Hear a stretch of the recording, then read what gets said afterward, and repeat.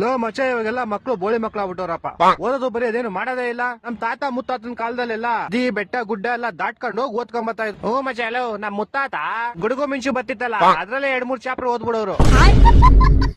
ಓ ಮಚ್ಚ ನಮ್ ತಾತ ರಾತ್ರಿ ಹೊತ್ತು ಬೆಕ್ಕಣ್ಣು ಉಳಿಯುತ್ತೆ ಗೊತ್ತಾ ಪಳ ಪಳ ಅಂತ ಅದ್ರಿಂದ ಓದ್ಕಂತಿದ್ರು. ಲೋ ಮ್ಯಾಮ್ ನಮ್ ತಾತ ನೋಡ್ರಿ ಅಕ್ಕ ಪಕ್ಕ ಮನೆಯವರೆಲ್ಲ ಉರ್ಕೊಳ್ಳೋರು. ನಮ್ ತಾತ ಆ ಬೆಳ್ಕಳೆ ಓದ್ಕೊಂಡ್ಬಿಡೋರು. ಲೋ ಮಾಮ್ಸ್ ತಾತ ಮುತ್ತಾತನೆಲ್ಲ ಬಿಟ್ಟಾಕ್ರಲ್ಲಿ ನಾವೆಲ್ಲ ಹೆಂಗ ಓದ್ತಾ ಇದ್ವಿ. ಹೂ ಮಚ್ಚಲ್ಲ ನಾನು ವಾಚ್ದು ಲೈಟ್ ಬತ್ತಿತ್ತಲ್ಲ ಅದರಿಂದ ಓದ್ತಿದ್ದೆ.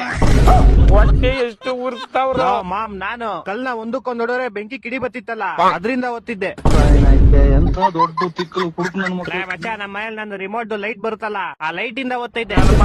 ಒಂದೊಂದಲ್ಲ ಲೋ ಮಾಮ್ಸ್ ನನ್ ಕತೆ ಕೇಳ್ರಿ. ಒಂದ್ ಬುಕ್ ಬೆಂಕಿ ಹಚ್ಬಿಡ್ತಿದ್ದೆ. ಆ ಬೆಂಕಿ 6 ವರ್ಷದಲ್ಲಿ 3-4 ಬುಕ್ ಓದ್ಬಿಡ್ತಿದ್ದೆ. ಕೊಟ್ಟಿದ್ ನನ್ನ ಮಗನಲ್ಲ.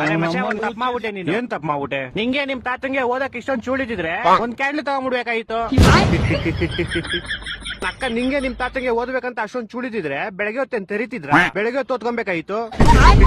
ಅಕ್ಕ ನೀನೇನ್ ಅವಲೇ ನಗ್ತಾ ಇದ್ಯಾ? ನಿಮ್ ತಾತ ಮುತ್ತಾತನ ಬಗ್ಗೆ ನಮ್ಗೇನ್ ಗೊತ್ತಿಲ್ಲ. ಏನು ಗೊತ್ತಿಲ್ಲ ಮಚ್ಚ ಇವ್ರ ತಾತಂದಿರ್ಗೆ. ಒಂದೊಂದ್ ಕ್ವಾರ್ಟರ್ಗೆ ಜಮೀನ್ಗಳು ಮಾರ್ಕಂತಿದ್ರು ಇವ್ರ ತಾತಂದಿರು. ಅವನೇನಾಗ್ತಾವ್ ನೋಡೋನು ಬೇವರ್ಸಿ.